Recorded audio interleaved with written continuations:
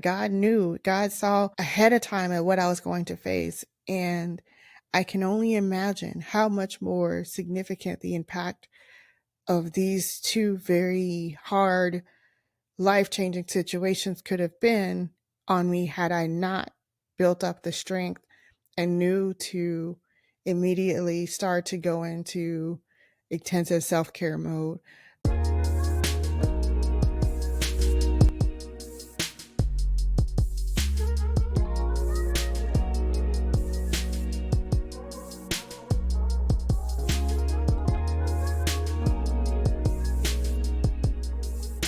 So, in the first season of my podcast, I shared my mental health journey. I talked about the experiences that I had with depression, how I came to find out about my depression, and the moment that made me pivot and start to actively work to manage the depression.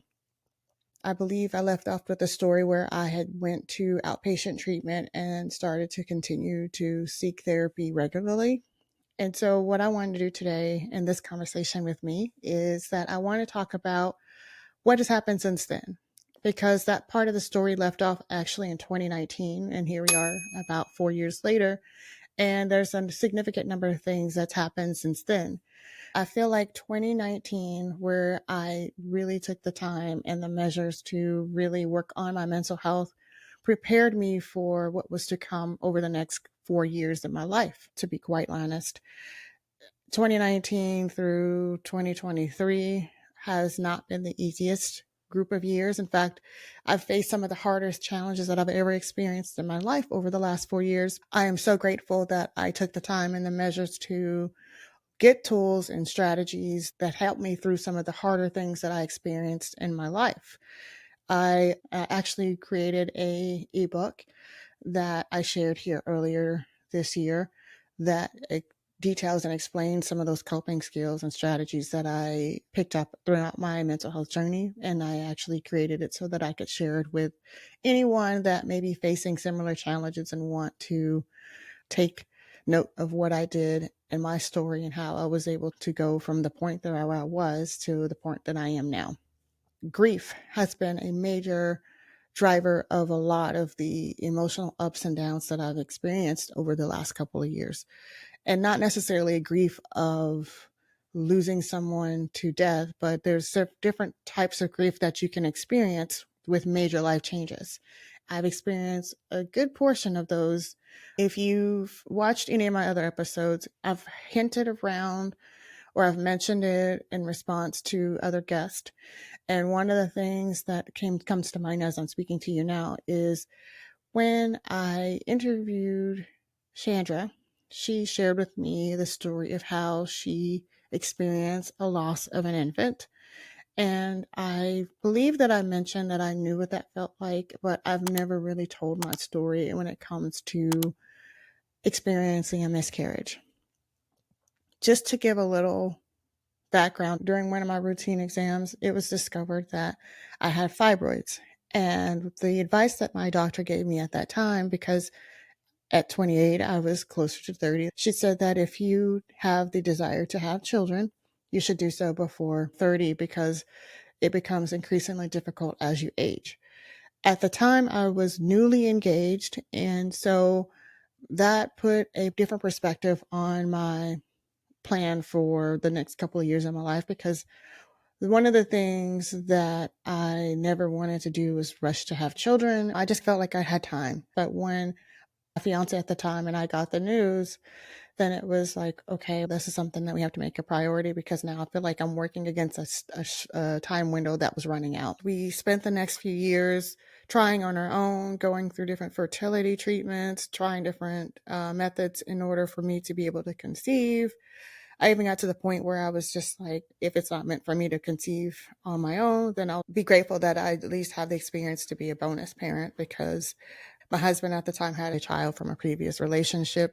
I spent so much time being consumed and feeling some of the emotions that come with not being able to conceive that I got to a point to where I just let it go and I just allowed God to do his thing, because it was becoming quite expensive. It was emotionally draining. It was financially draining. It was all of the feelings that you feel when you're trying to conceive and you have what they say unexplained infertility. I may do a whole episode on that here in the future. So within a few years, I got pregnant with my daughter. And then a couple of years later, I got pregnant with my son. Both pregnancies were high risk. Both pregnancies came with its own challenges and difficulties, which again, I may share the entire story in another episode, but I felt like our family at the time was complete. Well, by December of 2019, I was experiencing some very familiar symptoms of early pregnancy.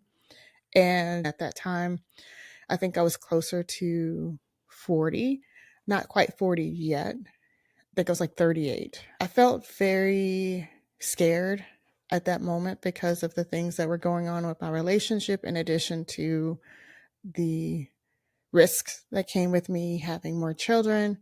But within a week or so, I was ecstatic. And because of me and my pregnancies being high risk, I got a lot more testing done early in the pregnancy. And so we were able to find out the gender of the baby really early. I think it was before even 12 weeks, around the 12-week mark, or even earlier than that. I can't remember the exact timeline. I had 2 pregnancies that resulted in healthy children. I didn't feel the pause or reserve to wait till after the first trimester to share with our close family. We did a gender reveal, and there was excitement because my daughter really wanted a baby sister. We found out it was a girl. I remember this day vividly. There was a time when I was roughly about 16 weeks pregnant, and I was going in for my monthly routine exam. And I remember on this specific day, for whatever reason, I was with my stepmom and my 2 children, and I asked her initially to bring them both just to help me. And I can't remember the exact reason why I had to have someone drive me, but we were all together, and I made the last minute call to actually go to the appointment alone, because initially I had planned on including the kids because it was going to be just measuring and listening to the heartbeat. But for some reason, something was telling me just to go, allow them to go maybe to the library or do some other things, errands, while I was in my appointment. We're talking and having just the typical chit chat as you're going through your 16-week update. He's asking me questions about symptoms. I'm telling him I'm feeling a little bit better because now that I'm going into the second trimester, some of the energy's returned. We're having just a very general conversation with no major concerns. And I remember he's going through, he measured my belly, and he's like, it's measuring just at the right point. There's no concerns there. He goes to pull out the Doppler to listen to the heartbeat. He's not able to find the heartbeat, which to me didn't raise any flags or no alarms, because with my pregnancies, there are times where, because of the positioning of the baby, it might be hard to find there. And I'm not any stranger to having to go to the ultrasound room when there's just something odd like that. And so we get up, we go to the ultrasound room, and even then, I still don't have any moment of panic or concern, because to me, my pregnancies have always kind of been this type of experience. And so as we're going through, he's done the ultrasound, he gets quiet, he calls in another doctor, and even at this time, I'm still not putting 2 to 2 together. And then I noticed that his face just goes, I look at him and he says the words that I'll never forget. He just says, sorry, I can't find her heartbeat. And if you've ever experienced anything like this, you know that it feels like all of a sudden your world is tilted and you're underwater and everything around you is just happening, but you're not really there. And that's how I felt. It was just like I was hearing what he was saying, but I was just overcome with emotion, because in one moment I'm preparing to have this beautiful addition to my family. The night before, I am looking into cribs and sleeping situations and looking into clothes. My children have come up with a name, and we are planning our lives around this new addition to all of a sudden it's ripped from me. And because of the sensitivity of me having that experience of possibly not being able to conceive children on my own, I was very gracious and I did not take it lightly that each time that I was able to become pregnant, I looked at it as a small miracle because at one point in time I was told that wouldn't happen. So in that very blink of a moment, that was all ripped from me. And because of my experience of having unexplained infertility that was later explained by fibroids, PCOS, and a few other things, for some reason I thought that maybe because I had such a hard time in the very beginning, that somehow my body resolved for, or somehow I would be spared of that pain of losing a pregnancy. It was especially hard because the last time I had gone in, I was 12 weeks and a few days. And in most cases, when you hit around that 12 to 13 week mark, you feel like you're in the safe zone. To experience a second trimester miscarriage was extremely hard for me to wrap my head around because, and just to be as authentic, I prayed and I could not understand why God made the choice that he did. Because in my mind, I am very grateful for every pregnancy. I'm grateful for every child because I was told it was not going to happen for me easily. That I felt as though each time God blessed me with a new baby, that it was his way of keeping his promise that's saying that, hey, I'm going to give you these gifts to you from me. And so when I felt like he took that last gift from me, there's no way of explaining it as to why it happened. I went through the procedure to have the DNC. I wanted to know what happened. Of course, when I got the results from her remains, they said that it was nothing that they noticed that was a specific reason. If it's a non-viable pregnancy, or if they notice, sometimes the body will resolve it if they notice there's something that would be genetically off or wrong with that the body will start to reject the child. In my mind, there was not any medical reason. I was managing my stress. I was making sure my blood pressure was in a place to where I'm not putting myself at risk or the baby at risk, given the history of my preeclampsia with my other pregnancies and other risk factors that came with me being high risk. I was doing what I thought I needed to do in order to make sure that the baby had the right environment to grow with the minimum amount of risk to me or the baby. And so it was very hard for me to accept that news. I still to this day, and if you've been on that journey of grief of losing a child, then you know that it's very up and down. I compare it all the time to a roller coaster because there could be a point where you feel like it's smooth sailing and things are okay. And then there's times where you're more at peace with it and you make light of it and you find the lesson or the joy in that grief, which sounds like an oxymoron, but then there's times where you find yourself with a sudden trigger that takes you to that place where that grief kind of settles in and it feels like you're going right back to the very start of that grief journey. And so I find myself still even to this day where certain things, certain thoughts, certain memories start to trigger that sadness. But one thing I will say is I feel like my journey to get me to a better place mentally significantly impacted my ways of coping and dealing with that major loss and the emotions with it. I allowed myself to feel the feelings. I allowed myself to be angry. I allowed myself to be sad. I allowed myself to try to disassociate and disconnect from it. I allowed myself to feel all the feelings and emotions that come with it without judgment and without me going to my typical way of managing huge emotions by stuffing it or ignoring them.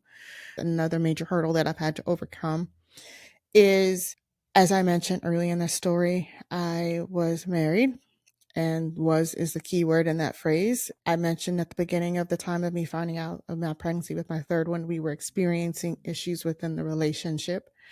And this is something that, again, having conversations with other guests may have made an inference or a comment towards me understanding or rationalizing, but I've never come out and spoke about my relationship and marriage and now the dissolution of that marriage.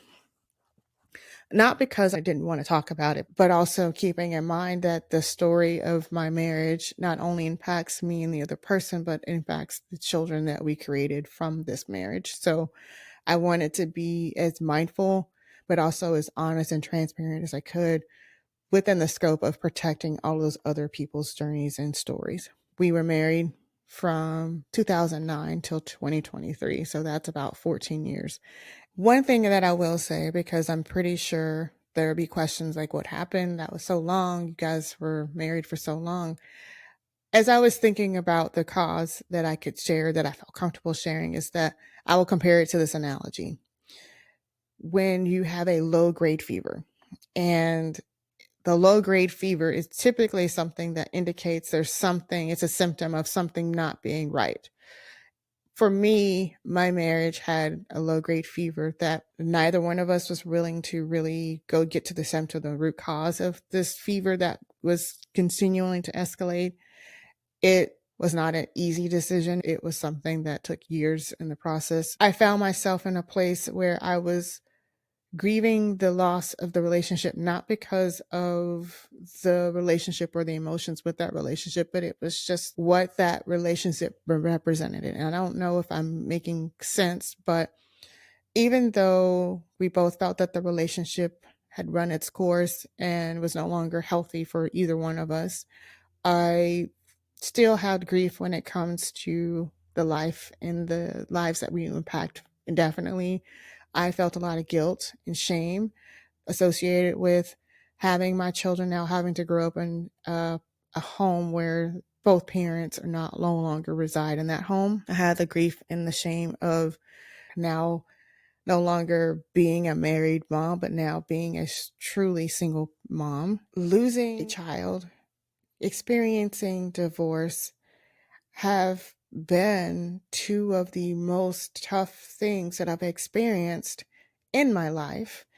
And I'm so grateful for me taking the time to build up the strength and resilience with addressing my mental health, getting my toolbox full of tools and strategy and coping mechanisms, knowing and having that support system in place. God saw ahead of time at what I was going to face. And I can only imagine how much more significant the impact of these two very hard, life-changing situations could have been on me had I not built up the strength and knew to immediately start to go into intensive self-care mode, making sure that I advocate for myself and speaking to my doctors, speaking to my therapist, being proactive and knowing which friends I could confide in, knowing how I could allow myself to experience the emotions but not become the emotions, if that makes sense. Knowing these tools, tips, and strategies, and then having to face these challenges. It is those moments where you're feeling really good about your decision and feeling empowered that you, like I mentioned in another episode, learning to choose you, choose yourself, choose what's healthier for you, recognizing that sometimes the hard, difficult decisions come from places of intense vulnerability and intense transparency and honesty, and having that intimacy with yourself to know that if something doesn't feel good and it's not resonating, that you're not allowing that fear to drive and keep you in a place that is no longer serving you or the other person, and become a breeding ground for unhealthy, toxic behaviors and environment. And then the last thing that I'll mention here about my journey from then till now is, if you've ever been to a place to where you have gone through a significant shift in your life, you've gone through a lot of intensive healing. But on the other side of that healing is you having to rediscover and reimagine. And that's something else that I wasn't anticipating as I healed and in a different place mentally, is there's going to be grief because I'm recognizing that slowly I'm starting to lose that version of myself that kept me here, that kept me going, that was so strong to get through those things. And I don't know that that's talked about enough, because as you heal, as you grow, you're having to outgrow yourself. You're having to leave the environment. And as I'm sitting here thinking about this, I'm thinking about the analogy of I have this plant. It's here. It's flourishing. I don't have a green thumb. It's amazing that this plant is still here and it survives without turning into another casualty of plants that I've had not been able to keep and sustain. But one thing I think about is if my plant continues to flourish and grow, eventually it's going to outgrow its version of itself. It's going to have to shed. It's going to have to prune certain things and ideas and behaviors for it to continue to flourish and evolve. But if I continue to allow it to sit in the same pot, then it's going to eventually start to wither and die in places where it could have flourished.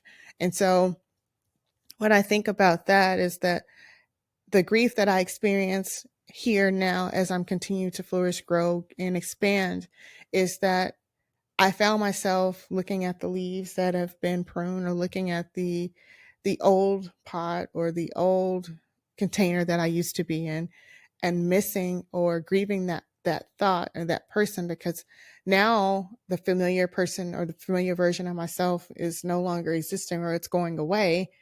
Whereas I don't know what this more evolved person or this more evolved life looks like, because I'm starting to learn and grow into that. So I don't know if that makes sense, but that's just another thing that I thought about as something that I wanted to note at my experience as I've continued to heal on my mental health journey. I hope that this conversation resonated with you. I hope that it gave you a place to feel seen and connect. I hope that it cultivates conversations that keep the topic going. I have certainly enjoyed having this conversation. I look forward to hearing from you in the comments. And until the next time, have a great one.